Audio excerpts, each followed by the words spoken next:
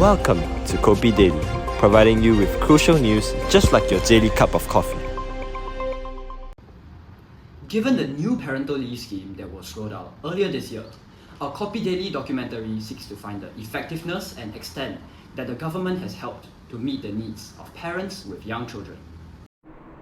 Cost of raising children is a national crisis, with some families reporting spending up to $2,500 per month on their toddler, with infant care alone costing up to $1,400 monthly. For low-income households, this financial strain persists despite government subsidies designed to ease the burden. According to a survey conducted in 2016, 75% of working mothers report spending less than 10 hours a week with their children, while only 60% of fathers have used their paternity leave. These figures highlight a deeper issue. For many parents, balancing work and family time remains an ongoing struggle. This new documentary shines a spotlight on these issues and investigates the real effectiveness of the government's childcare policies. I've been given the opportunity to speak with Dr. Tan, a human resource policy specialist, and he'll be giving us some insights about governmental policies about parents. Well, in terms of governmental policies implemented for parents, they can be split up into multiple facets. For instance, through financial support and subsidies, or through parental leave schemes. Their sole purpose is to relieve the burdens faced by parents with young children, but they also serve a variety of other intentions, like how Singapore wishes to dispel the mindset of childcare being more of a maternal responsibility, instead emphasizing that it's more of a balanced task shared between both parties as well. They also wish to dispel some workplace stigmas. Besides some of these policies having a visible impact on parents, some might unfortunately not be working as intended or might face some difficulty in the implementation. So government policies are supporting parents by giving them resources for childcare. Could you elaborate more on some examples of these policies? Definitely. So Singapore's main avenue of support for many of these parents are through financial support. So methods such as baby bonus schemes or child development accounts really play a big role in reducing the burden of childhood. We recognize the high costs involved in raising a child in this economy and are pushing for initiatives to mitigate that. Other policies involve parental leave policies, which provide paid parental leave during the early stages of childbirth. The 16-month maternity leave doesn't just serve as recovery. It's designed to support mother-child bonding in the first month, which research shows is vital for child development. Shared parental leave options also serve to normalize father involvement in caregiving from the start, shifting societal norms. You mentioned that some policies aren't working as intended. Would you care to explain more? Yeah, take paternity leave. While the policy goal is to encourage father involvement, the 53% update shows workplace culture hasn't caught up. Similarly, flexi work provisions exist, but without employer buy-in, they can't achieve their goal of helping parents manage time. Ultimately, every policy serves our vision of Singapore as a society where people don't have to choose between career and family, where children get equal opportunities from the start, and where parenting responsibilities are truly shared. I've learned a lot more about how parents can benefit from all these governmental policies. Thank you for your time, Dr. Tan. The interview with the expert has certainly brought some insight on the effectiveness of such policies. Now, Zheng will hit the streets to interview a random person and ask for their opinions.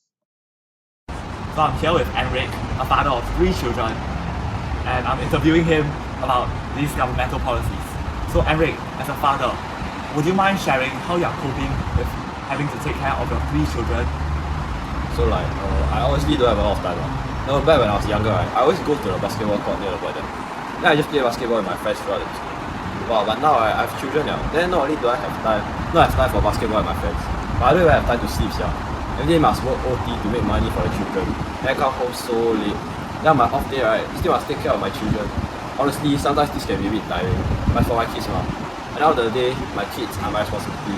So I must take care of them and ensure they are well cared for. And then when I see them happy, I also very happy. Oh, so you have experienced most of the time having to take care of your children.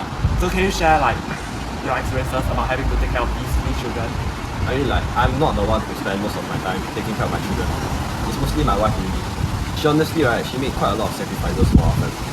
Before I had kids, we could never imagine how much money and time it takes to raise them well. Then after that, we had our first child. We found out the hard way. I never knew that diapers and milk powder cost so much money here. They also have to pay for him to go kindergarten. Honestly, it's our fault for our poor financial planning. But we also have no money to send them to a childcare center or to hire domestic helper because we have no money basically. So because of that, my wife has no choice but she has to sacrifice her job to take care of the children. Wow, my manager way better than me. He and his wife had their children in their 30s. So because of that, he already managed stuff like housing and like their food. So he's also able to hire like domestic helper to take care of his kids. But because he had children in his later years then he has to keep working until quite old to earn money for his family. But he has a stable job, so should be no problem. Quite jealous of him. I see, so it must be very tough having to like gather finances to take care of your children. So do you claim like the benefits from the governmental schemes, such as like the baby bonus scheme, to cover for finances of like raising your children? Like I got claim some like CDC and GST usage got help a bit with my daily expenses. But to be honest, not really enough, especially if the cost of living going up. Some of the support feel very limited. Then some people may not even qualify because they also need help. Also feel the processes can be quite troublesome. They need to keep track of deadlines, go through multiple steps just to apply. So while it's appreciated, I think there's still quite a lot of room for improvement. I agree with you. I do in fact think that like the governmental schemes can be improved like various aspects in future. From what I've heard from my two guests, I would summarize that the governmental policies does benefit the parents, but like it may not be enough. So let's allow Mr. Delmar to give a more detailed summary of the situation of the governmental schemes for parents. The two interviews conducted echo a common sentiment. While government subsidies and support schemes exist to assist parents, they are often insufficient in practice. Many workplaces remain unfriendly to working mothers, compounding the challenges of balancing caregiving with professional responsibilities. Issues that parents with young children face will not go away with more subsidies and policies. Instead, they require the support of employers, community networks, and a shift in cultural attitudes towards parenting and caregiving, where fathers take up more responsibilities too.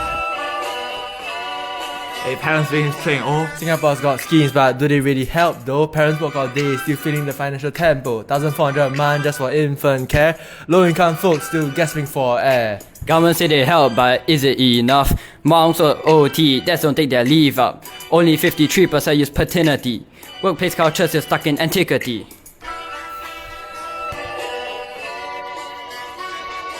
Flexi work exists, but bosses don't comply. Moms quit jobs just to get by. Baby bonus helps, but costs still rise. Childcare leave, the sick is a lie. They say we support, but do they really? Middle class moms still feeling it deeply. Subsidies don't scale with family size. 3 kids, good luck trying to survive. They not like us, they not like us, they not like us. Parents struggling policies and clutch. They not like us, they not like us, they not like us.